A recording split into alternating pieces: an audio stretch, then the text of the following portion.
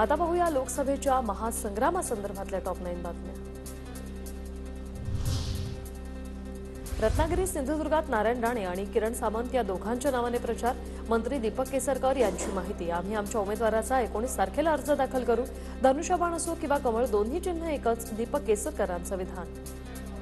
आम्ही ज्याला महायुतीचे दौरे घेतो त्याला आम्ही राणे साहेबांचे नाव सांगतो, किरण सामंत साहेबांचे नाव सांगतो। आम्ही 19 तारीखला आमच्या उमेदवाराचा अर्ज भरू, त्याला आमच्या उमेदवाराचा चेहरा, त्याचं नाव सगळं तुमच्या समोर येईल, सगळे ते प्रसिद्ध।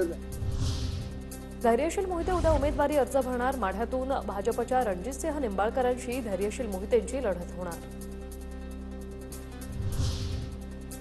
सातारा लोकसभेसाठी 18 एप्रिलला उदयनराजे उमेदवारी अर्ज भरणार। साताऱ्यात उदयनराजे यांचं मोठं शक्ती प्रदर्शनही होणार, सूत्रांची माहिती।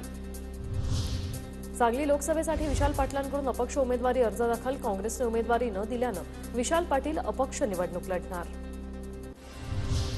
पुण्यातील काँग्रेसचे नाराज असलेले नेते आबा बागुल देवेंद्र फडणवीसांच्या भेटीला। रवींद्र धंगेकरांना काँग्रेसने उमेदवारी दिल्यानं बागुल नाराज। फडणवीसांच्या भेटीमुळे आबा बागुल भाजपच्या वाटेवर असल्याची चर्चा।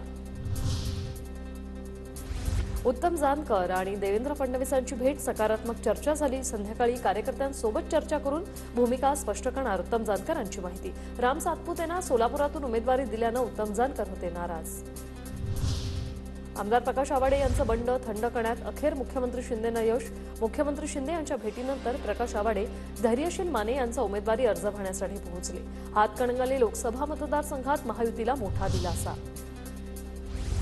उमेदवारीवरून नाराजीचा विषय आता संपला, मी आता राजश्रीताईंच्या प्रचारात उतरणार, माझी पूर्ण यंत्रणा कामाला लागेल। नाराजी दूर सारत भावना गवळी राजश्री पाटलांच्या प्रचारात सक्रिय। पाठिंबा दिल्याबद्दल भावनाताईंचे आभार, शिवसैनिक म्हणून भावनाताईंच्या नेतृत्वात काम करणार, खासदार हेमंत पाटील यांचं वक्तव्य।